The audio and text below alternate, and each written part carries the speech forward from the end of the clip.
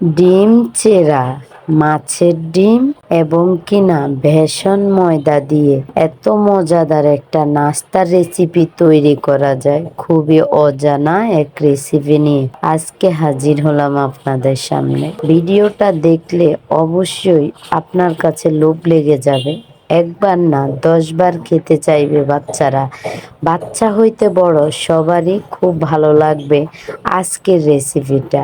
যারা এখন পর্যন্ত ভিডিওটা কন্টিনিউ করছেন অবশ্যই ছোট্ট একটা লাইক দিয়ে আমার ভিডিওটা দেখা শুরু করবেন। হ্যালো এভরিওয়ান, আসসালামু আলাইকুম। সবাই কেমন আছেন? আলহামদুলিল্লাহ, আল্লাহর অশেষ রহমতে আমিও ভালো আছি।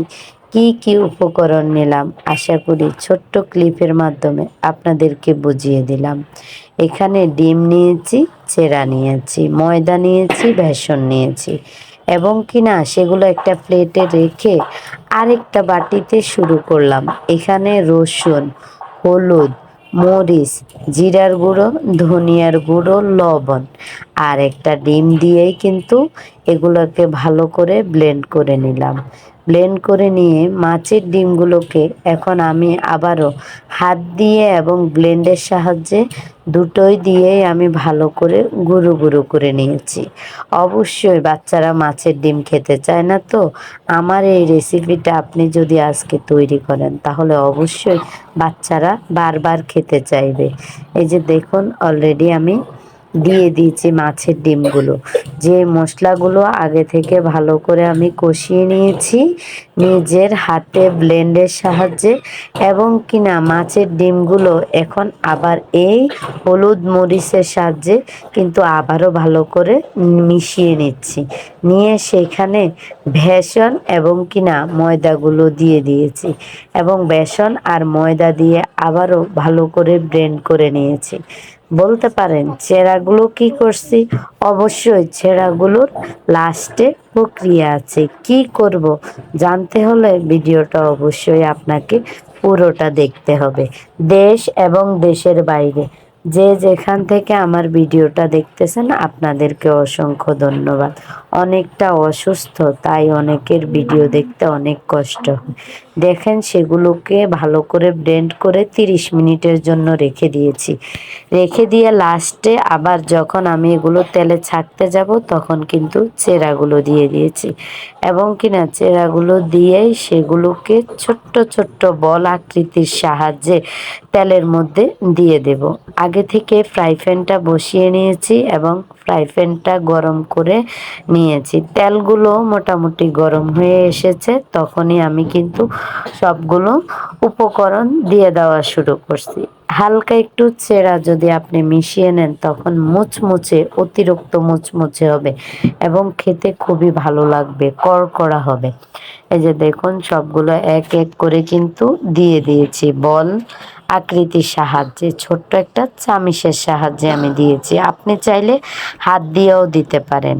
আমার ভিডিওটা আপনার কাছে অবশ্যই কেমন লাগে? খুবই সাধারণ জিনিস দিয়ে নিত্য নতুন অসাধারণ রেসিপি তৈরি করতে আপনার সামনে আমি হাজির হয়েছি। অবশ্যই আপনি যদি নতুন হয়ে থাকেন তাহলে সাবস্ক্রাইব করে আমার পাশে থাকবেন। আর আপনি যে আমাকে বন্ধু করেছেন অবশ্যই বন্ধু লিস্টে নাম লিখে যাবেন। আমিও আপনাকে বন্ধু করব ইনশাল্লাহ, কথা দিলাম।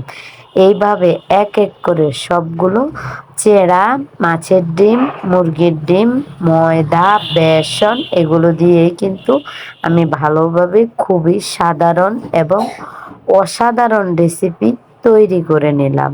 যার কাছে যেমন লাগে অবশ্যই আমার ভিডিওটা একটা লাইক কমেন্ট করে দেবেন এবং আপনারা আমার পাশে থাকবেন দেশ এবং দেশের বাইরে।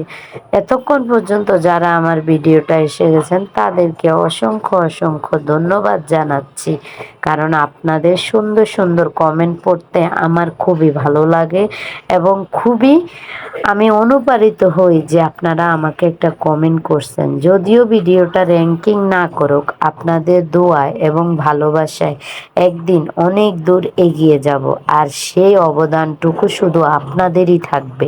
এইভাবে আমি আমার সবগুলো পিঠা তৈরি করে নিচ্ছি। বাচ্চারা খেতে না চাইলেও তাদেরকে এইভাবে আপনি একবার বানিয়ে খাওয়াবেন এবং কিনা বাচ্চারা বারবার খেতে চাইবে। অনেক সময় আমাদের বয়সে ভুল ত্রুটি হতে পারে, তাই সবাই ক্ষমার দৃষ্টিতে দেখবেন। এক এক করে সবগুলো পিঠা একটা প্লেটে উঠিয়ে নিয়ে পরিবেশন করে আপনাদেরকে দেখিয়ে দিচ্ছি। সর্বশেষ কিন্তু একটা জিনিসের খুব প্রয়োজন, তা হচ্ছে সস। আপনারা বড়রা সস দিয়ে খাবেন, বাচ্চাদের মন চাইলে সস দিবেন, না মন চাইলে না দিতে পারেন, তাতে কোনো প্রবলেম নাই। তবে সস দিয়ে খেলে একটু বেশি ভালো লাগে। সর্বশেষ আমার পিঠাগুলো পরিবেশনা কেমন হয়েছে অবশ্যই আপনার মতামত কমেন্টে জানিয়ে যাবেন। অনেক কষ্ট হয় একটা ভিডিও তৈরি করতে, তাই আশা করি আমি চেষ্টা করব আপনাদের পুরো ভিডিওটা দেখতে। আপনারাও আশা করে আমার পুরো ভিডিওটা দেখবেন। আপনাদের কাছে খুব খুব অনুরোধ রইল, সবাই অনুরোধটুকু অন্তত রাখবেন, অর্ধেকটা ভিডিও দেখে দৌড় দিবেন না। তাই সবাই যে যেখান থেকে ভিডিওটা দেখতেছেন অবশ্যই আপনাকে অসংখ্য অসংখ্য ধন্যবাদ জানিয়ে আমি আজকের মতো আমার এই ভিডিওটা শেষ করলাম। কেমন হলো ভিডিওটা অবশ্যই কিন্তু আপনার মতামত জানিয়ে যাবেন। আসসালামু আলাইকুম।